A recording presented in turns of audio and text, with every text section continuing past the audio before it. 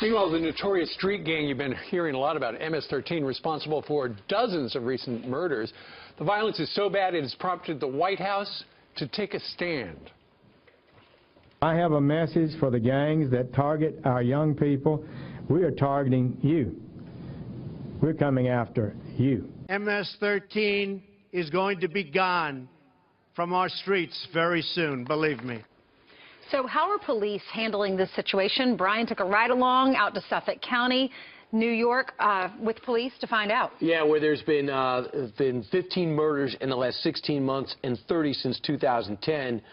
Meanwhile, all they would say is, we're hunting them. That's the mindset of the Suffolk County Police Department gang unit when it comes to MS-13, and they appreciate the attention they're getting right now. So we got a first-hand look at an average night as they hit the streets. Watch.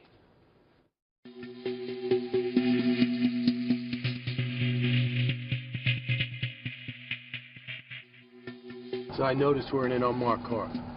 Yes. But not even an unmarked car. This is an everyday car. This could be any car. Yeah. And we like it that way. Low profile, low surveillance vehicle allows us to get closer to MS-13 without them knowing. Since we've been working on decimating MS-13 from these communities, we have target locations, and we go to those locations several times a day. There is no place that they're going to be able to hide anymore. Where are we at right now? Why are we here? This is the site of one of the original locations where a couple of the bodies were discovered, and this all started to unfold. This became an MS-13 hangout.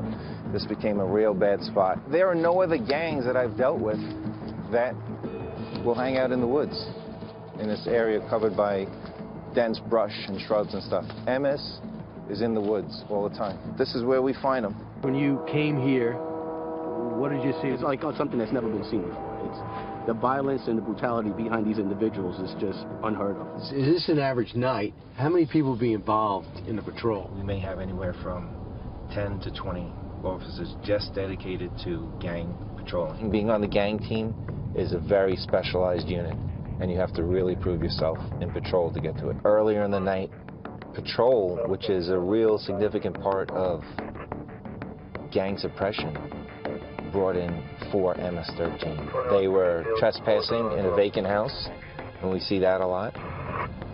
So we're turning around. Turning around, they may have seen something. So right now, we're just going to see who this person is, just like we were speaking about. Why is this person out? Who is he? Is he someone that's familiar to us? Why does he have a hood over his head? This is a known MS-13 location, so this is what we do.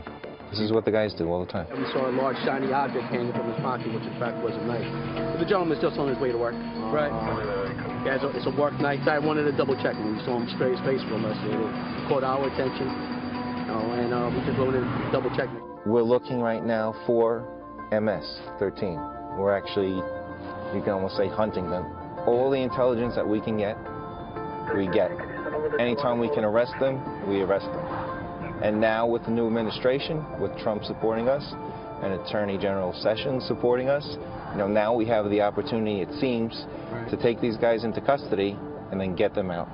Because this administration's got their back. Right, and they're also focusing on people here illegally committing crimes, and they want them out. That's exactly what makes up most of MS-13. And these people in these working-class communities are susceptible, ripe targets, and a lot of them have no choice. We're going to harass your family, burn down your house unless you join the gang. Or they will know family members in El Salvador, and they have such connections to South and Central America, they could put a hit on a family in another country. That's how they've infiltrated. In local news in San Antonio, Texas, there was basically a story about MS-13 every single day. Right. You'd see them coming over the border from Mexico. But here in New York, now they're all over the United States. Right. And what they do is, what they're known for is the brutal ways in which they commit their crimes. So they're with machetes, axes, hatchets, and knives. And, and they brutalize. It's a daunting task that the men and women of law enforcement have, but dangerous. As the president said, going to do our best to get rid of it. It's like an Al-Qaeda mindset. Yeah, absolutely.